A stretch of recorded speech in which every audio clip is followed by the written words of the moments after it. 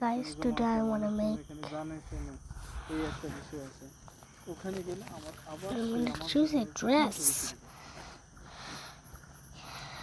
What dress is cool? একটা উদাহরণ This is cool.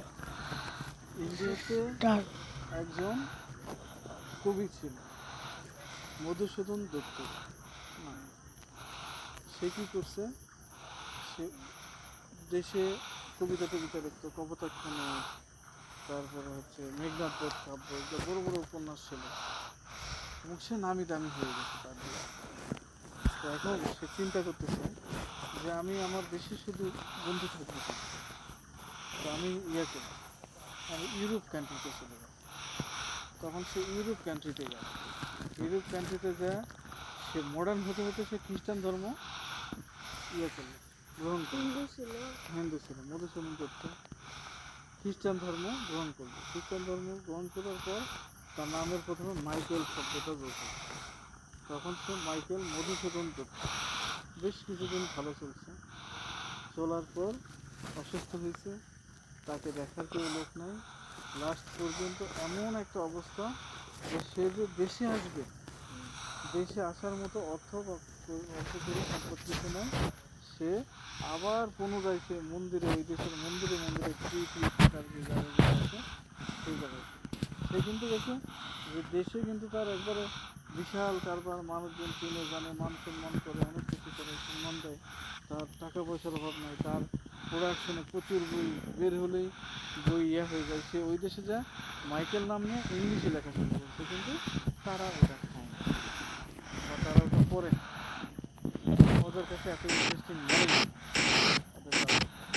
পরে ফিরে আসতে পারে না। রামমোহন রায় বা অন্য কেউ, ঈশ্বরচন্দ্র বিদ্যাসাগর, দুজনের কেউ একজন তাকে হেল্প করে দেশে ফেরত নিয়ে না। কনভার্ট করা পরে কথা, এই যে সে উচ্চ বিলাসীর জন্য গেল, যাওয়ার পরে সে এখানে যা আটকে গেল, যা এখানে চলে আসে। সাম্প্রতিক একজনের কথা, সাম্প্রতিক বাংলাদেশের একজন ভিলেন ছিল। সে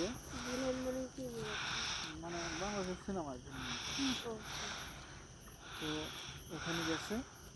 যাওয়ার পরে সে ওখানে যায়, সে এমন অবস্থায় পড়ে গেছে, সে না দেশে আসতে পারতেছে না ওই দেশে যেতে পারছে। কারণ ওই দেশে যেগুলো অভিনেতা যায় তাদের কাছ থেকে কাজ চায় দু একটা কাজ পারলে করে, না হলে একটা দোকানে যায়। কিন্তু বাংলাদেশে থাকা অবস্থা শক্তিশালী একটা পরিচয় ছিল, দেশের লোক তাকে চায়। এই যে রাজকুমার সিনেমাতে দাঁড়িয়ালা রেন্টিংটা আসলে বুঝেছে হয়, আমাদের যদি দেশে আসে তাহলে আর কোনো দিন আমেরিকায় যেতে পারবে না। দেশে আসা অত কাজ করার পরিস্থিতি নেই, আর চিকিৎসার বাবদ প্রচুর টাকা খরচ হবে দেশে আসে, সেটা ওখানকার সরকার ফ্রি। কিন্তু সে যদি দেশে আসে আর দেশ থেকে যাচ্ছে ওইখান থেকে, কিন্তু ওই দেশে থাকলে থাকতে পারে। তো তোমার কথা ওইটা হচ্ছে না, সাকসেসফুল মানুষের আসছে না। তোমার 97% লোক রিস্ক নেয় না, 3% লোক রিস্ক নেয়। যারা রিস্ক নেয় তারাই সামনের দিকে এগিয়ে চলে। এখন আমি ওই ব্যাপারেই কনফিউজ।